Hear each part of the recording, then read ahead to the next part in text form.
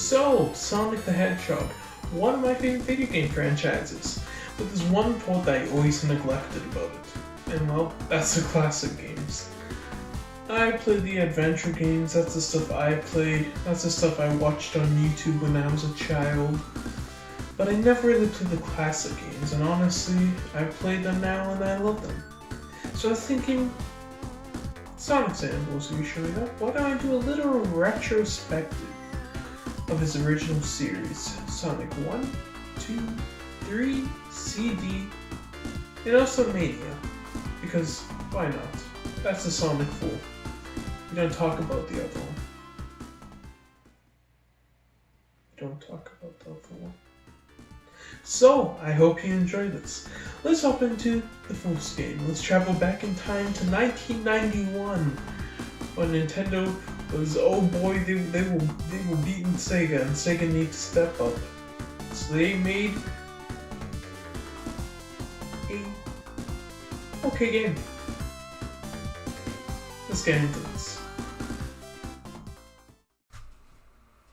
Do I really have to describe the history?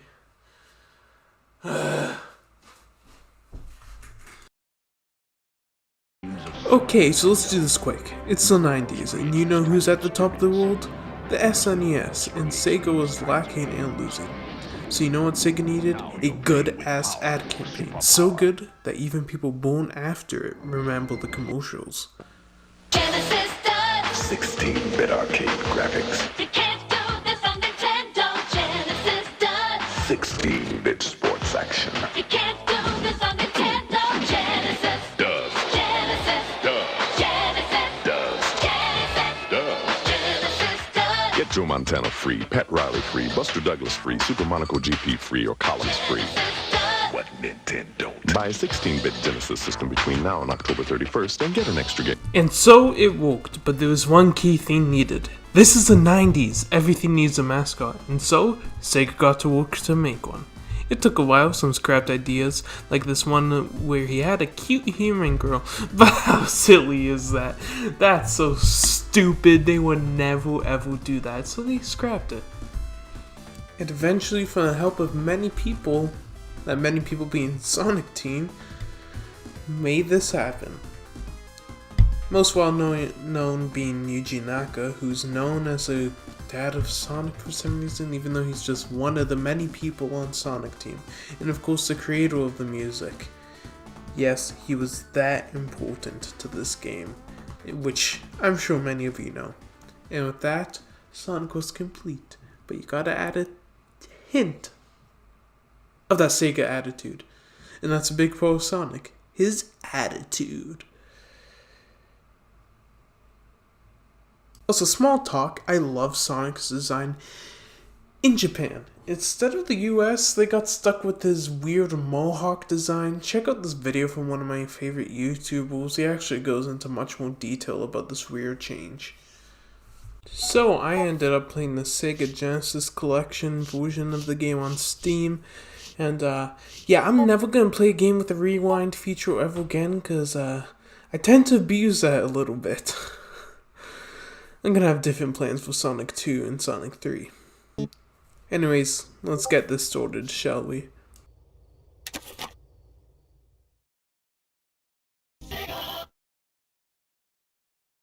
Bam! Iconic. Look at that amazing logo with that 2-frame finger wag. I do not remember it being that bad. Oh my god. Zone 1, Green Hill. And my god, let's just get the music out of the way. Music in Sonic has always been amazing, but Green Hill Zone stands as the perfect opening song to a video game. Everything about it, like that beginning that never loops back unlike other games at the time. This song is perfect, and I can't say that enough.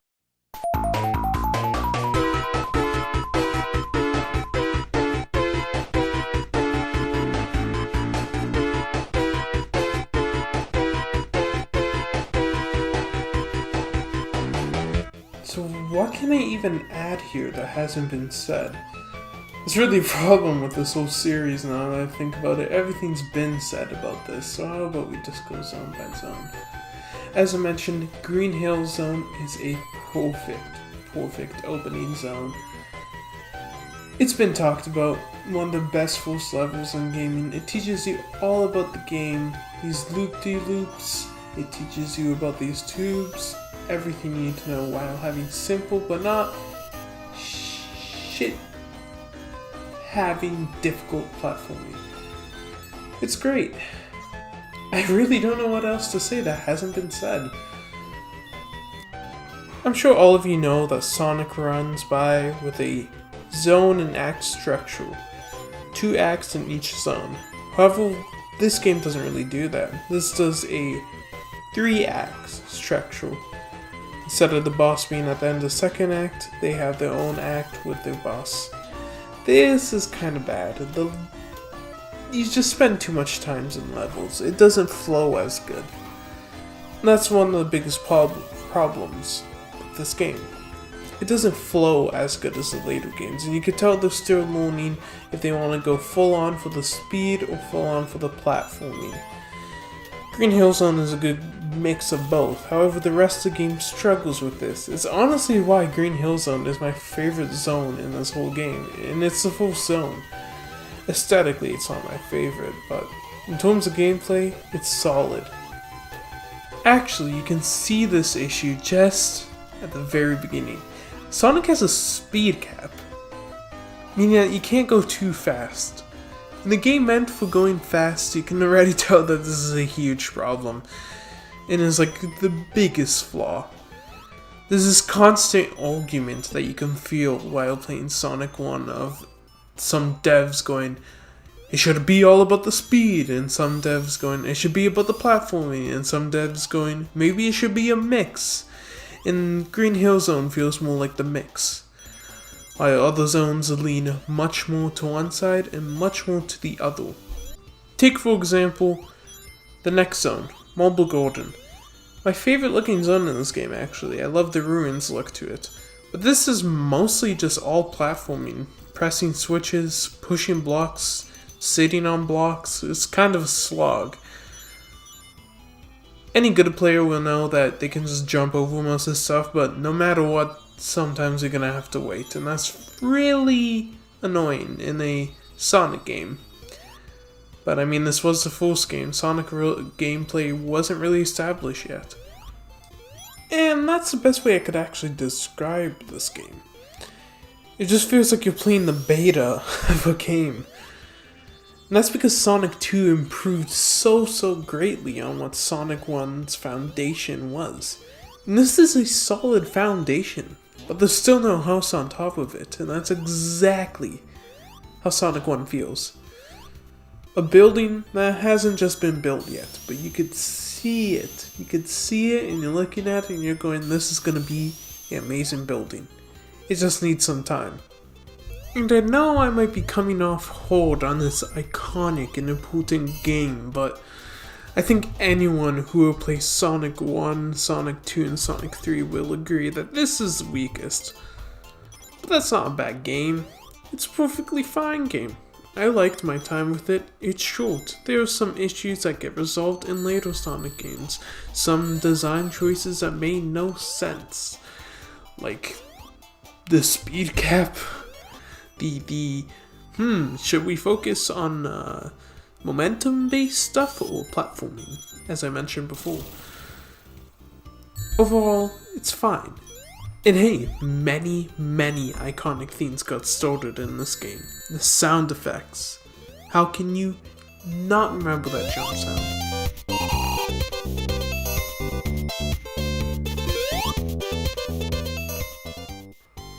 The sound of rings getting picked up.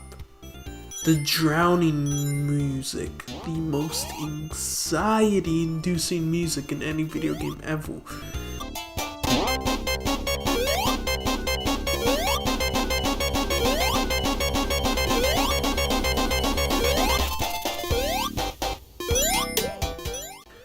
That amazing feeling when you get an air bubble and you hear that wah sound. Alright, so before we end this video, I think I should talk about more. About what else? Let's go through the zones. Green Hill Zone? we basically already talked about that. Mobile Golden Zone, love the aesthetic, though the idea of Sonic waiting on blocks of lava to get across in very tight corridors, it's a very bad idea. Spring Yield Zone, perfection.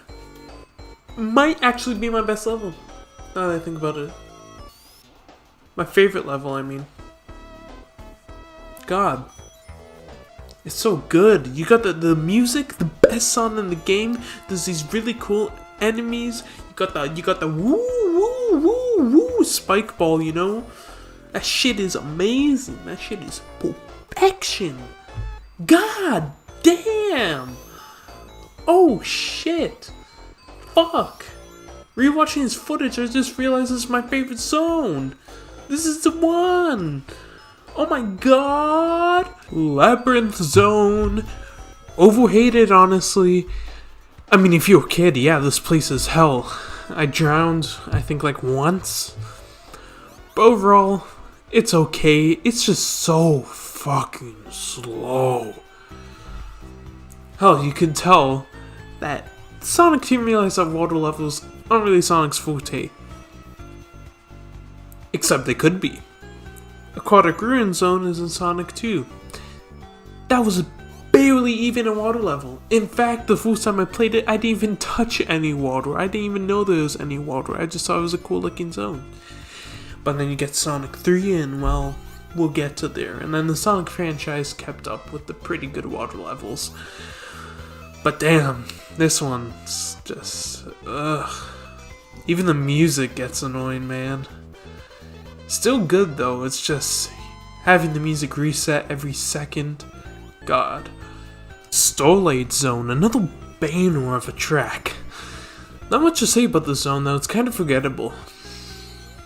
I think aesthetically it's fine, it's okay. I do like how it's sort of a build-up that you're getting closer to Robotnik. Oh yeah, the plot. Plot of this game, pretty simple. Robotnik's a piece of shit who's using animals for robots. You gotta go get him and free the animals on the way. Each badnik is filled with a robot. Scrap Brain Zone, the last zone. I love this zone. It's really challenging but not unfair. It really tests all of your skills that you've built up. Though this one part with the blocks, yeah, fuck that. That's not that good. But everything else, great. Amazing ending level. Most Sonic games do have a good last level in my opinion. Even the shit games, it's like, oh yeah, this is fine. But yeah, Starlight Zone is just fine. Break time! Let's talk about the special stages. Each Sonic game has special stages to collect the Chaos Emeralds. In this game, the Chaos Emeralds do nothing other than get you a special ending, which is literally like, oh, there are flowers now, I'm serious, this is a waste of time. And the special stages suck ass. They have this weird psychedelic horrible background as you're stuck spinning around and you control Sonic. This is bad. It makes you feel really sick. Like, what were they thinking? Oh my god. The final boss, the final egg, the final boss.